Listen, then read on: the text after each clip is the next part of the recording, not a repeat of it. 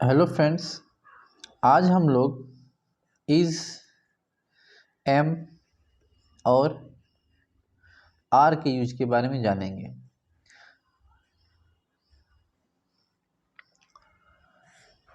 सबसे पहले मैं आप लोगों को बताऊंगा कि किन सब्जेक्ट के साथ आप इज़ का यूज़ कीजिएगा, कहाँ पे आप एम का यूज़ कीजिएगा और किन सब्जेक्ट के साथ आप आर का यूज कीजिएगा। तो सबसे पहले इज़ को देखते हैं। जितने भी सिमिलर सब्जेक्ट होते हैं जैसे he, she, it, this, that, pen, boy, इन सब के साथ हम जो है इज़ का यूज करते हैं। यानी जितने भी सिमिलर सब्जेक्ट हैं he, she, it, this, that, pen, boy, उसके साथ इज़ का यूज करते हैं। एम का जो है यूज केवल आई के साथ होता है। बहुत सिंपल है, केवल आई सब्जेक्ट है, इसके साथ एम का यूज होता है। आर का जो यूज होता है वो होता है प्लूरल सब्जेक्ट के साथ, जैसे you, we, they, pens, books, boys, या दो नाम आ जाए जैसे मोहन एंड सोहन। तो ऐसे जितने भी प्लूरल सब्जेक्ट हैं सबके साथ जो है हम लोग आर का यूज करते हैं। सारे सब्जेक्ट के साथ जो प्लूरल हो उनके साथ हम लोग आर का यूज करते हैं। तो जितने भी सिमिलर सब्जेक्ट हैं he, she, it, this, that, pen, boy, इस तरह के, उनके साथ इज का यूज होगा, आई के साथ एम का। और जितने भी प्लूरल वर्ड हैं जैसे you, we, they, pens, books, boys, और दो नाम आ जाए एंड से जुड़ा हुआ मोहन एंड सोहन, तो उनके साथ आर का यूज किया जाएगा। एक चीज और मैं आप लोगों को बता दूं कि यू को देखते हैं। यू का मीनिंग जो होता है तुम, आप, तुम लोग, आप लोग। यू के इतने सारे मीनिंग होते हैं, तुम, आप, तुम लोग, आप लोग। तो अगर सेंटेंस में ऐसा होता है कि अगर आ जाता है तुम आ जाता है, जैसे सेंटेंस में तुम आ जाता है, तो इसका ये मतलब नहीं कि तुम का तो इंग्लिश आप यू लिखेंगे और आप जो है यू के साथ इज का यूज कर दें, नहीं। ये यू का जो है ये सब मीनिंग होता है, तुम, आप, तुम लोग, आप लोग। तो सबकी इंग्लिश यू ही होगी, यू ही आप लिखेंगे। और यू के साथ जो है आर का ही यूज होता है। आप हिंदी चाहे कुछ भी रहे, इज का या एम का या किसी दूसरे हेल्पिंग वर्ब का यूज नहीं होगा। जब भी यू के साथ यू यूज होगा वो आर ही होगा, चाहे हिंदी कुछ भी रहे, तुम रहे, आप रहे, तुम लोग रहे, आप लोग रहे। उसी कि जैसा वी के साथ भी होता है। वी का भी हिंदी होता है, दो मीनिंग होता है, एक होता है हम, दूसरा होता है हम लोग। तो हिंदी चाहे कुछ भी रहे, इसका इंग्लिश वी होगा और वी के साथ जो है आर का यूज होगा। तो ये चीज क्लियर हो गया। अब हम लोग देखेंगे कि इज एम आर का जो है यूज होता कहाँ है, कैसे सेंटेंस रहेंगे। तो वहां पे आप इज एम आर का यूज कीजिएगा। ये तो इतना बताया गया है इसमें कि जो है सब्जेक्ट, किन सब्जेक्ट के साथ इज का यूज होता है, किस सब्जेक्ट के साथ एम का यूज होता है और किन सब्जेक्ट के साथ आर का यूज होता है। अब मैं आप लोगों को बताऊंगा कि किस तरह के सब्जेक्ट रहेंगे, तो वहाँ पे जो है सेंटेंस किस तरह का सेंटेंस रहेगा, तो आप वहाँ पे इज एम आर का यूज करेंगे। फ्रेंड्स, तो सबसे पहले हम लोग एक सेंटेंस लेते हैं। मैं पॉजिटिव सेंटेंस को लेता हूँ। पॉजिटिव का मतलब ये निगेटिव और इंट्रोगेटिव नहीं होगा, पॉजिटिव सेंटेंस होता है। तो एक हम लोग सेंटेंस लेते हैं एग्जाम्पल के तौर पे, जैसे वह कमजोर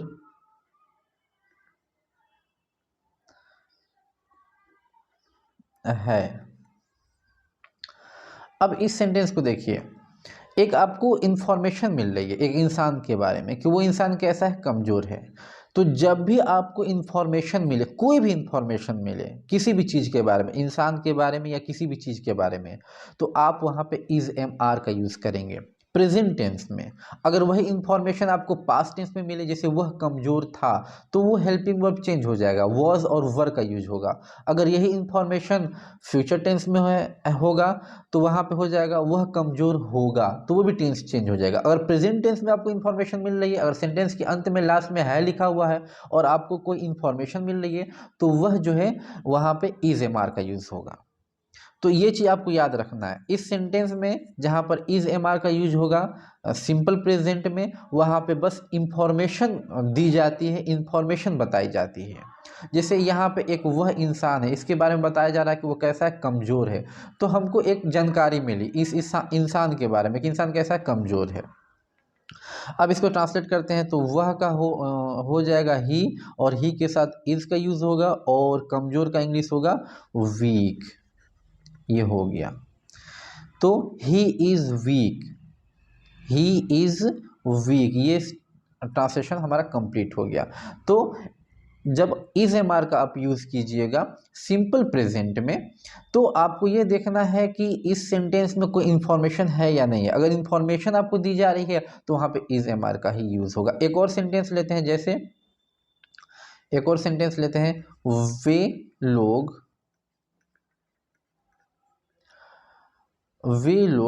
बहादुर हैं,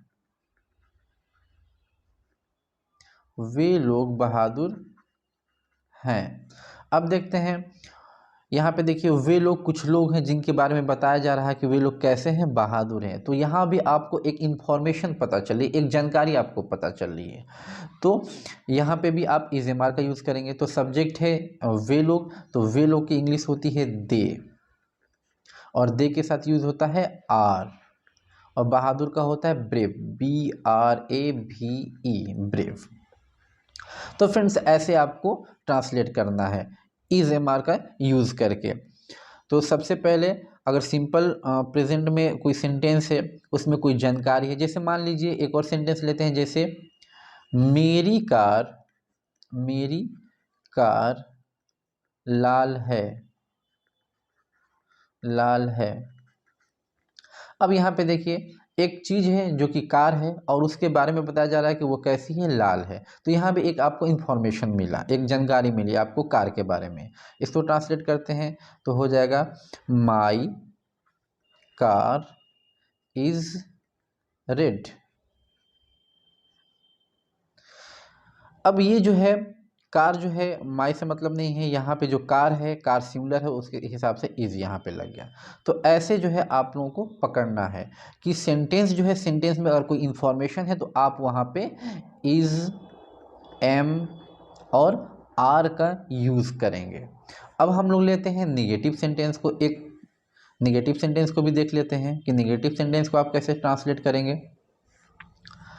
तो निगेटिव सेंटेंस को देख लेते हैं, जैसे तुम लाचार नहीं हो, तुम लाचार नहीं हो। यहाँ पे भी एक इंफॉर्मेशन है, जैसे इस इंसान के बारे में बताया जा रहा है कि ये लाचार नहीं है। तो यहाँ पे अब ये सेंटेंस निगेटिव में है, यहाँ भी हम इज एम आर का यूज़ करेंगे। तो तुम का इंग्लिश होता है यू, और यू के साथ हम आर लगाते हैं, यू आर निगेटिव है तो आर के बाद हम नॉट लिखेंगे। उसके बाद जो है लाचार का इंग्लिश होता है हेल्पलेस।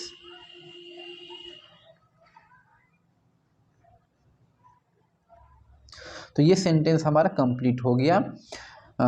तुम लाचार नहीं हो, यू आर नॉट हेल्पलेस।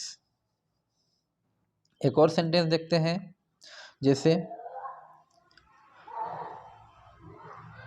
हम लोग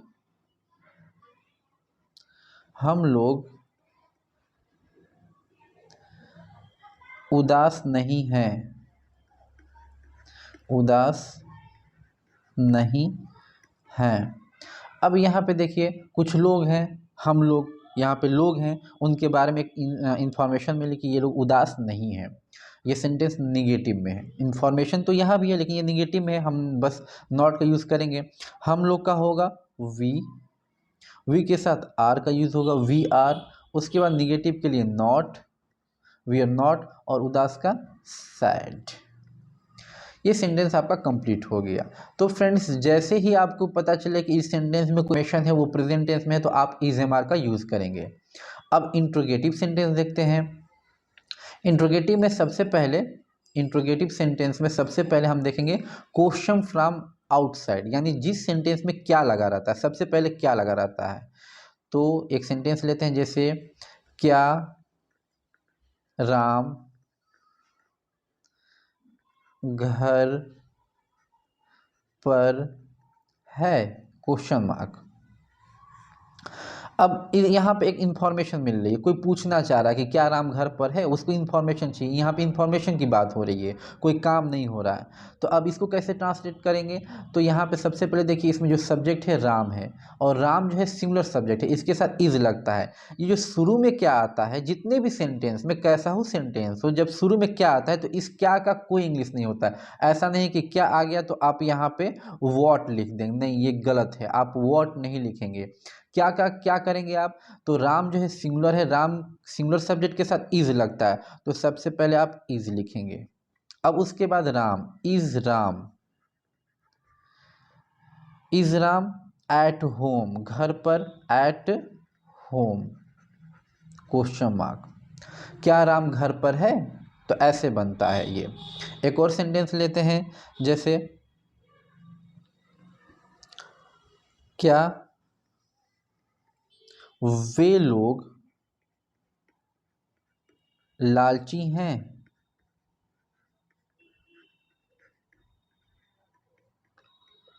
अब यहाँ पे भी एक इंफॉर्मेशन की बात हो रही है। लोग हैं, कुछ लोग हैं, उनके बारे में कोई जानना चाह रहा है, कोई पूछ रहा है कि ये लोग कैसे हैं, क्या ये लोग लालची हैं। अब इसको हम लोग ट्रांसलेट करते हैं, तो यहाँ पे भी क्या आया, तो ऐसा नहीं कि आप यहाँ पे व्हाट लिखेंगे। यहाँ पे सबसे पहले आप देखिए कि सब्जेक्ट क्या है। जब भी क्या आ जाए किसी भी सेंटेंस में, सबसे पहले क्या आ जाए तो आपको देखना है कि इसमें सब्जेक्ट क्या है, कैसा सब्जेक्ट है। तो यहाँ पे देखिए वे लोग, ये प्लूरल सब्जेक्ट है। वे लोग का इंग्लिश होता है दे, और दे के साथ लगता है आर, तो सबसे पहले हम लोग लिखेंगे आर। अब उसके बाद सब्जेक्ट दे, आर दे, क्या वे लोग, आर दे, और लालची का होता है greedy, GREEDY, question mark. Are they greedy, क्या वे लोग लालची हैं। एक और सेंटेंस को देखा जाता है। अब इसी में एक हम लोग निगेटिव सेंटेंस देख लेते हैं, जैसे क्या कलम लाल नहीं है, क्वेश्चन मार्क। अब इसमें भी क्या आ गया, तो इसमें भी हम क्या का वर्ड नहीं लिखेंगे। सबसे पहले देखिए सब्जेक्ट क्या है, तो सब्जेक्ट है कलम, तो कलम सिंगुलर है यहाँ पे, तो हम उसके हिसाब से इज लिखेंगे। तो सबसे पहले इज आ जाएगा, इज पेन,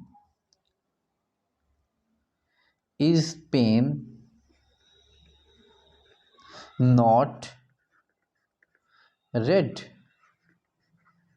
क्वेश्चन मार्क। अब यहाँ पे देखिए सबसे पहले इज, उसके बाद सब्जेक्ट जो भी है पेन, और सब्जेक्ट के बाद, अगर सब्जेक्ट के बाद तो हेल्पिंग वर्ब रहता है, हेल्पिंग वर्ब पहले चला गया तो उसके बाद नॉट आता है, तो नॉट, उसके बाद red. Is pen not red, क्या कलम लाल नहीं है।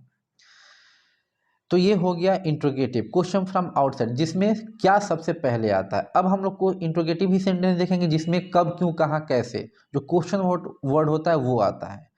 तो अब हम लोग नेक्स्ट देखते हैं इंट्रोगेटिव सेंटेंस। तो फ्रेंड्स, अब हम लोग इंट्रोगेटिव सेंटेंस देखते हैं जिसमें क्वेश्चन वर्ड जो है सेंटेंस के बीच में आता है। तो सबसे पहले एक सेंटेंस लेते हैं, जैसे वह कहाँ है। अब यहाँ देखिए इंफॉर्मेशन पूछा जा रहा है कि वह कहाँ है। यहाँ भी इस सेंटेंस में भी एक इंफॉर्मेशन जो है, इंफॉर्मेशन का पता चल रहा है।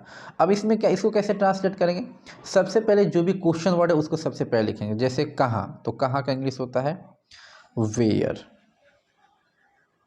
अब देखिए वेयर के बाद क्या करेंगे, अब सब्जेक्ट देखिए, इसमें सब्जेक्ट क्या है, तो सब्जेक्ट है वह, तो वह जो है सिंगुलर है, इसके साथ लगता है इज, तो इज आ जाएगा, सब्जेक्ट नहीं आएगा, बल्कि सब्जेक्ट के लिए जो हेल्पिंग वर्ब यूज होता है वो आएगा, वेयर इज।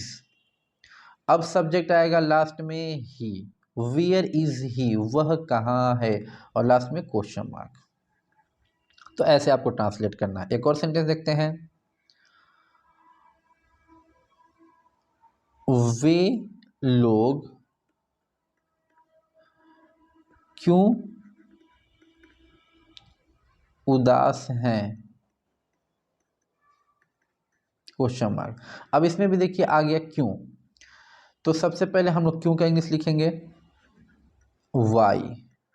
उसके बाद अब देखिए सब्जेक्ट क्या है, वे लोग, वे लोग का दे होता है, दे के साथ क्या यूज होता है आर, तो आर हम सबसे पहले लिखेंगे why are they, why are they, उदास का क्या होगा sad, why are they sad, वे लोग क्यों उदास हैं। ऐसे आपको ट्रांसलेट करना है। एक और सेंटेंस देखते हैं, निगेटिव यानी इंट्रोगेटिव, इसमें प्रश्न भी पूछा जाएगा और नॉट भी होगा। जैसे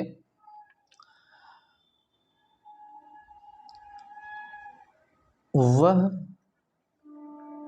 मोटा क्यों नहीं है, वह मोटा क्यों नहीं है। तो अब क्यों का इंग्लिश सबसे पहले, क्यों का क्या होगा वाई, सबसे पहले वाई लिखेंगे।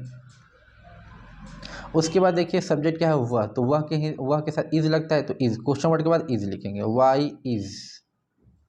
उसके बाद सब्जेक्ट क्या है वह है, तो वह का ही होता है, वाई इज ही। और मोटा का क्या होगा, मोटा का होता है फैट, सॉरी इसमें निगेटिव भी है, नॉट भी है, सॉरी इसमें नॉट भी है, तो हम लोग नॉट को भी मैं यहाँ पे छोड़ दिया, नॉट को हम लोग देखते हैं। तो इतना हो गया, वाई इज ही, सबसे पहले क्वेश्चन वर्ड वाई, उसके बाद हेल्पिंग वर्ड, फिर सब्जेक्ट, और इसके बाद आएगा not, why is he not fat. अब हम लिखेंगे फैट, वह मोटा क्यों नहीं है। एक और सेंटेंस देख लेते हैं, तुम अच्छे क्यों